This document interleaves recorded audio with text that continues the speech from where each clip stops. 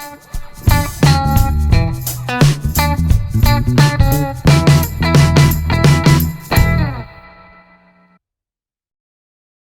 afternoon, and welcome to OMBCD's 2024 Annual Action Plan Public Comment Hearing. Today is July 10th,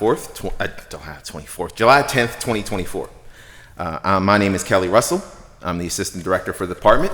Today you will hear from myself and one of our program coordinators, AJ Stevens. Here is our agenda for today. Today we'll talk about our objectives and goals for the meeting. We'll give an overview of the annual action plan. We'll highlight our past engagement. We'll talk about our timeline for the future, and we'll get community input with the help of our friends from Strategy Solutions, Inc. So let's talk about the plan. The city receives funding from the Department of Housing and Urban Development, better known as HUD. This funding is used to help low to moderate income individuals and families and communities in various ways. Sorry, I lost my point. In early spring, we gathered input through various methods to decide our 2024 priorities. And right now, our draft annual action plan is available on our website. So let's talk about the federal funds in the plan. We receive 4 funding sources from HUD. CDBG, Community Development Block Grants. Those are used to help and assist low to moderate income individuals. ESG, Emergency Solutions Grants, are used to help those who are homeless or at risk of being homeless. HOME, no acronym, funds are used to assist low to moderate income individuals with housing. And HOPWA, Housing Opportunities for Persons with AIDS, those funds are used to assist those with AIDS with housing opportunities. How exactly are the funds used? For the CDBG, Community Development Block Grant dollars, those funds are used through the capital budget and through public service grants that are issued through the mayor's office and through city council. Emergency Solutions Grants, ESG, that program is co-operated with Allegheny County Department of Human Services. We provide funding to various nonprofits who help assist those who are homeless or at risk of homeless. The home funds are used by the Urban Redevelopment Authority, the URA, to help those low to moderate income individuals with housing. And HOPWA, once again, Housing Opportunities for Persons with AIDS, those funds by HUD mandate are given to the Jewish Healthcare Foundation, and once again, they help assist individuals with AIDS with housing. All these funds fit into our 5-year consolidated plan that was developed back in 2020. At this time, I'd like to turn the presentation over to AJ. AJ?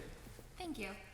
So, as Kelly mentioned, part of these decisions were for CDBG were made with the capital budget. So the engagement for these decisions actually started last summer, and we did a variety of activities, including City in the Streets, where we bring the government out into the neighborhoods of our city. So over the summer of 2023, and we had our winter City in the Streets in Carrick. We also went to a variety of events by our Parks Department, including farmers markets, art carts, and track and treat. And of course, we had our public hearing back in October where we discussed the capital budget portion of the CDBG allocations. We also had an online survey because the public service grant portion of the CDBG allocations, the decisions on those are not final. We wanted to ask city residents what nonprofits they'd like to see funded in their neighborhoods, and that survey was open from January to April. The top concerns that we heard over the course of our engagement and from the surveys, a lot of people were concerned with homelessness, finding solutions for getting people off the streets and into more permanent or at least transitional housing, a lot of affordable housing concerns, people dealing with the cost of living, unable to pay their rent or find a new place to live with rising costs, safety concerns, especially traffic safety concerns at intersections, streets, and sidewalks, and youth activities. You might see that's a top concern from engagement and from our surveys. There was a lot of, there is not sufficient programming for youth. There is not a good enough third spaces for youth to be outside of school and home. Additional concerns from the surveys, and this was nonprofits that people would like to see funded, are mental health resources, senior services, and food banks. So this pie chart shows the breakdown of planned CDBG funds within the capital budget. As you can see, most of the funding is going to affordable housing, as that is a persistent concern, and that is also including $5 million of matching funds that are going to the Bedford Choice neighborhood. The next largest chunks are demolishing vacant buildings or remediating them, administration and personnel costs for our department and the URA, and senior programming through the Healthy Active Living Centers. We also have a chunk of money going to neighborhood economic development, workforce development, those streets and sidewalks for those safety concerns, public service grants, and Kelly will discuss this in a more detailed manner later. An ADA compliance study to make sure that the city is complying with the Americans with Disabilities Act, and fair housing promotion activities. And for those details, I will pass it back over to Kelly. Thank you, AJ. At this time, I'll go through the line items in our plan. Please note any item that's highlighted in yellow addresses the concerns we heard during our engagement. As you can see, a little over $7.3 million for affordable housing activities that are being used by various parties. A little over $2.1 million for the remediation of condemned buildings that goes to PLI. A little over $1.7 million for administration and personnel between our department and the URA. $1 million for senior community programming for the Department of Parks and Rec. $720,000 for neighborhood economic development grants to be used by our department. $450,000 for the public service grants to be used by City Council. $400,000 for ramp and sidewalk improvement on Hamilton Avenue in Collier by DOMI. $300,000 for the ADA compliance study through the mayor's office. $300,000 for the Pittsburgh employment program through HR. $210,000 for the neighborhood employment centers for HR. $100,000 for public service grants to the mayor's office. A little over $95,000 for a signal replacement at Brownsville Road in Maytide by DOMI. And $60,000 for fair housing to be used by the Commission on Human Relations. In terms of our 2024 planned grant allocations, I'm going to spotlight the items on yellow. We have 25 youth organizations benefiting around 17,500 age school kids, 5 programs serving up to 4,000 seniors, 3 health programs serving over 12,500 vulnerable city residents, 3 homelessness prevention projects benefiting over 50 households via emergency utility payments, housing counseling, and transitional housing. Please note, 54 nonprofits will be funded with public service grants, and 3 homeless prevention projects may seem low, but remember, we have our ESG, the Emergency Solutions grants that focus on homeless. Let's talk about the timeline. We are accepting comments on our annual action plan up till Friday, July 19th. By August 15th, we have to submit our annual action plan to HUD for approval. Come the early fall, once the plan is approved, it will be published on our website. And our program year begins in October, where funds will be spent according to the plan. For any follow-up or questions or additional commentary, you can reach us at our email address at community.development@pittsburghpa.gov. And you can also go to our website right there to help. You can see our community developments, learn more about our public participation, or find out more about any of our grant programs. And at this time, I will turn this over to our friend Chuck Scalise from Strategy Solutions, Inc. Chuck. Great, thank you. I appreciate the introduction. And with me is my colleague Janine McCreary as well from Strategy Solutions. Thank you, Chuck. So we were asked by the City of Pittsburgh to prompt conversation and engage the citizens to see if there's any comments or ideas or suggestions that have not been addressed or concerns that you may have noticed as you've reviewed. So if there's anybody from the community who would like to speak, please come up to the podium and state your name and the organization that you're with, and we'll be happy to hear from you.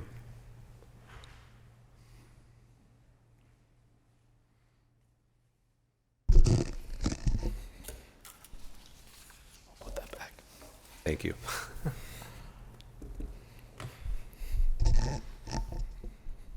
Awesome. Good afternoon. My name is Stephen O'Brien. I'm the advocacy coordinator at the Greater Pittsburgh Community Food Bank and a resident of downtown. So I'm here today to provide comments about the city's proposed annual action plan, specifically in support of the continued use of community development block grant funds to address food insecurity and hunger in our most distressed communities. As you may know, the food bank has been awarded CDBG funds on an annual basis for just about the last 20 years, give or take, varying funding levels depending on, as you all know, what we get from the federal government. We provide all funds dedicated to food purchases to eligible city partners as lines of credit that they can be used to order items from our inventory at no administrative cost, meaning 100% of CDBG funds go to eligible partners to purchase food that then go out to our most vulnerable neighbors. These funds are critical for many of our partners as they often operate on low to no budgets and are mostly led by volunteers, meaning this line of credit may be their only financial aid for the year. For example, in program year 22, CDBG funds supported 60 eligible partner organizations across all 9 council districts with the purchase of 207,000 pounds of food that went to over 29,000 Pittsburghers struggling with food insecurity. We are grateful for this successful partnership as it allows our partners to effectively serve our most vulnerable neighbors in need. However, because of the end of many pandemic-era support programs, such as the expanded child tax credit and the SNAP emergency allotments, and record high food inflation, among other cost of living inflationary pressures, food insecurity rates and demand for food assistance from food banks and pantries remain elevated. The most recent statistics I have on hand for fiscal year 24, the most recent fiscal year that just ended on June 30th, the statistics show that through the first 8 months of the fiscal year, the food bank and our partners in the city distributed more than 6.7 million pounds of food, a 23% increase over the same period in fiscal year 23. Diving deeper into the data, we see that our food pantry partners are handling the majority of this increase as they distributed 32% more food during that period. As a result, the CDBG funds that were awarded just in January 2024 as part of Program 23 have been fully expended. Amidst this hunger epidemic, we recognize the city makes some strategic investments in community organizations that seek to increase food access in the draft plan. We applaud these projects and believe they should receive funding. Some of them are our community partners. However, it is concerning that the food program's goal, CDS 5, continues to be deprioritized. In the 2023 plan, it was ranked as the city's 10th priority. Now in the draft plan before us, it ranks 12th. The amount for CDBG funds allocated to this goal is also substantially lower. In the 2022 annual action plan, the food program's goal received $200,000. Now it is slated to receive just $67,000. As the processes for this plan and the budget move forward separately, combined, but as you know, we ask that you work with us to ensure that support for food programs that address food insecurity and nutrition and the partners on the ground doing this work remain a priority for this administration and the city of Pittsburgh. We recognize that resources are limited and there are many pressing issues that deserve our attention and support, but it should not be at the expense of feeding our neighbors in need. Thank you. Thank you for your comments. Appreciate that. I see we have 2 citizens on the Zoom. All right, we'll call on Allison Hannon, who has her hand raised. And I apologize, my computer isn't showing the list of attendees. Oh, hi. Sorry. Can everyone hear me okay? You're fine, thank you. Okay, great, thanks. I apologize for the background noise. I'm Allison Hannon from Pittsburgh Musical Theater. That background noise is 180 students that we have here for our summer musical theater program. I wanted to just provide commentary in the meeting today to express our gratitude for the CDBG program and for the continued support provided to Pittsburgh Musical Theater. We use our funding to support financial aid and scholarships for low to moderate income students, and it really makes a big impact for those students that are spending their time here at Pittsburgh Musical Theater and for all of the students and our entire organization to have them here It provides, a place for them to develop transferable life skills, to work with other students, to gain confidence and teamwork. A third place where they can, feel comfortable and supported, and it's truly appreciated, and it really makes a big impact in our ability to bring these students here and provide those opportunities for them. So we just wanted to provide some comment today, and thanking, we've had a wonderful experience over the years working with everyone on the team. We really appreciate the receptiveness to feedback, the outreach, and the willingness to work with us through the process. So we just wanted to make sure that, that was recognized and noticed and express our appreciation. Wonderful. Well, thank you so much. So for all members of the audience, if you would like to submit written comments, you're certainly welcome to do so on the email address which is on the screen. And if you are able to submit comments, the type of comments that would be great is if you're happy to see everything included in the action plan, and what do you think is missing from the annual action plan? Those would be both questions that we would really like to hear about, in addition to any other thoughts that you have, of course. Well, I'm showing 1:21. We have plenty of time. We've got until 2 o'clock. Technically, yeah. My parking meter's paid, I think. I'm just kidding. But in all seriousness, if anybody out here is potentially shy of saying something publicly, like we just said a moment ago, you can email us at community.development@pittsburghpa.gov. That is the best way where you can express yourself more freely if you don't want to do it at this opportunity. Well, Mr. Russell, I'm not seeing anything else. No, I was going to say maybe another minute, but Okay. If anything, I'm a firm believer in thanking everybody for their time. Stephen, thank you for attending in person. I thought that was you, but now that you confirmed, we need to talk after this anyway.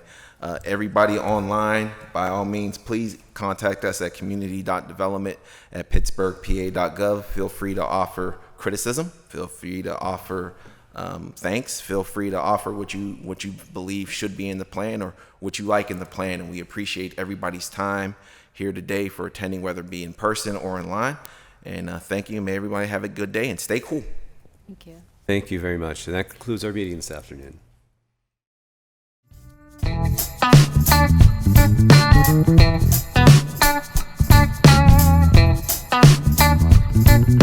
you.